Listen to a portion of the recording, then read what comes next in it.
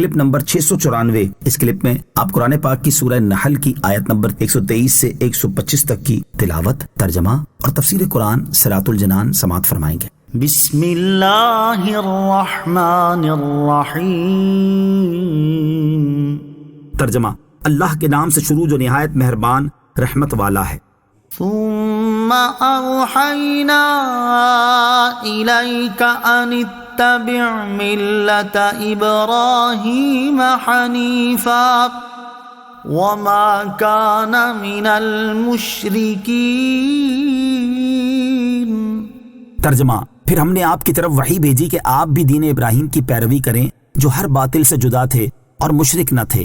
ثم اوحینا الیک، پھر ہم نے آپ کی طرف وحی بھیجی۔ اس آیت میں پیروی سے مراد عقائد اور اصول دین میں موافقت کرنا ہے۔ سید المرسلین صلی اللہ تعالی علیہ وسلم کو اس پیروی کا جو حکم دیا گیا، اس میں آپ علیہ الصلوۃ والسلام کی عظمت و منزلت اور رفعت درجات کا اظہار ہے کہ آپ صلی اللہ تعالی علیہ وسلم کا دین ابراہیمی کی موافقت فرمانا حضرت ابراہیم علیہ الصلوۃ والسلام کے لیے ان کے تمام فضائل و کمالات میں سب سے اعلیٰ فضل و شرف ہے، کیونکہ آپ علیہ الصلوۃ والسلام اکرم الاولین والآخرین، یعنی اولین و آخرین میں سب سے زیادہ مکرم ہیں، جیسا کہ ترمذی شریف کی حدیث میں ہے۔ اور تمام انبیاء کرام علیہ الصلوۃ والسلام اور ساری مخلوق سے آپ علیہ الصلوۃ والسلام کا مرتبہ افضل و اعلیٰ ہے۔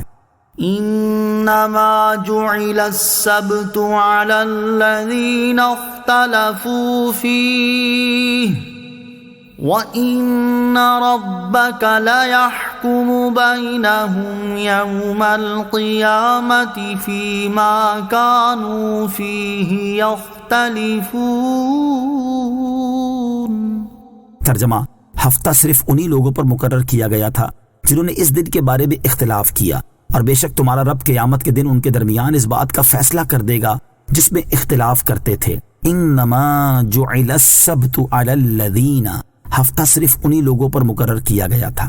یہودیوں نے دعویٰ کیا تھا کہ ہفتے کے دن کی تعظیم کرنا حضرت ابراہیم علیہ الصلوۃ والسلام کی شریعت ہے، اور وہ اس دن کی تعظیم کر کے حضرت ابراہیم علیہ الصلوۃ والسلام کی پیروی کر رہے ہیں، جبکہ حضور اقدس علیہ الصلوۃ والسلام حضرت ابراہیم علیہ الصلوۃ والسلام کی پیروی کا حکم تو دیتے ہیں، لیکن جمعہ کے دن کی تعظیم کر کے ان کی مخالفت کر رہے ہیں۔ اس پر اللہ تعالیٰ نے ان کا رد فرمایا کہ حضرت ابراہیم علیہ الصلوۃ والسلام کی شریعت میں ہفتے کے دن کی تعظیم ہے ہی نہیں جس کی پیروی کا تم دعویٰ کر رہے ہو، بلکہ ان کی شریعت میں جمعے کے دن کی تعظیم تھی، اور اسی وجہ سے اللہ تعالیٰ نے اپنے حبیب علیہ الصلوۃ والسلام کی امت کے لیے جمعہ کا دن منتخب فرمایا، کیونکہ یہ نعمت پوری ہونے کا دن ہے، اور جنت میں بھی اسی دن نعمتیں زیادہ عطا کی جائیں گی۔ ہفتے کے دن کی تعظیم تو ان لوگوں پر فرض کی گئی تھی جنہوں نے اس کے بارے میں اپنے نبی سے اس وقت اختلاف کیا تھا جب انہوں نے لوگوں سے کہا کہ وہ جمعے کے دن کی تعظیم کریں اور اس دن کام کاج چھوڑ کر اپنے آپ کو اللہ تعالیٰ کی عبادت کے لیے فارغ کر لیں، تو لوگوں نے ان سے اختلاف کیا اور اس کام کے لیے ہفتے کے دن کا انتخاب کیا۔ اللہ تعالیٰ نے انہیں اس کی اجازت دے دی، پھر اس دن عبادت کرنے میں ان پر سختی کی گئی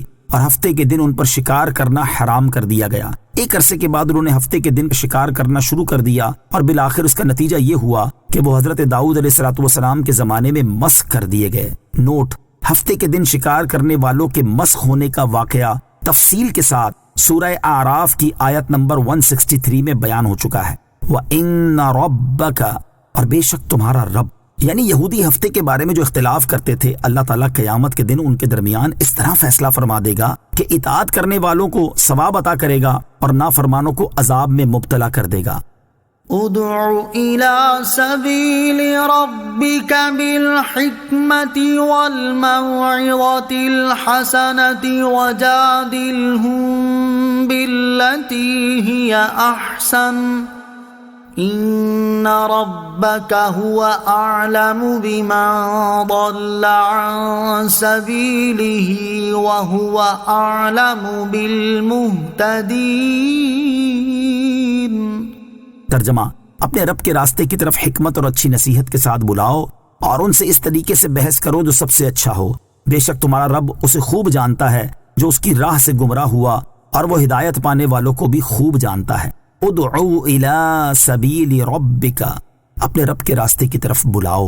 اس آیت میں اللہ تعالیٰ نے اپنے حبیب علیہ الصلوۃ والسلام کو 3 طریقوں سے لوگوں کو اسلام کی دعوت دینے کا حکم فرمایا۔ نمبر 1، حکمت کے ساتھ، اس سے وہ مضبوط دلیل مراد ہے جو حق کو واضح اور شبہات کو زائل کر دے۔ نمبر 2، اچھی نصیحت کے ساتھ، اس سے مراد ترغیب و ترہیب ہے، یعنی کسی کام کو کرنے کی ترغیب دینا اور کوئی کام کرنے سے ڈرانا۔ نمبر 3، سب سے اچھے طریقے سے بحث کرنے کے ساتھ۔ اس سے مراد یہ ہے کہ اللہ تعالیٰ کی طرف اس کی آیات اور دلائل سے بلائیں۔ اس سے معلوم ہوا کہ دعوت حق اور دین کی حقانیت کو ظاہر کرنے کے لیے مناظرہ جائز ہے۔ ان ربک هو اعلم، بے شک تمہارا رب اسے خوب جانتا ہے۔ یعنی اے حبیب صلی اللہ تعالی علیہ وسلم، آپ کی ذمہ داری صرف لوگوں تک اللہ عز و جل کا پیغام پہنچانا اور ان 3 طریقوں سے دین اسلام کی دعوت دینا ہے۔ اللہ تعالیٰ گمراہ ہونے والوں اور ہدایت پانے والوں کو خوب جانتا ہے اور وہ ہر ایک کو اس کے عمل کی جزا دے گا۔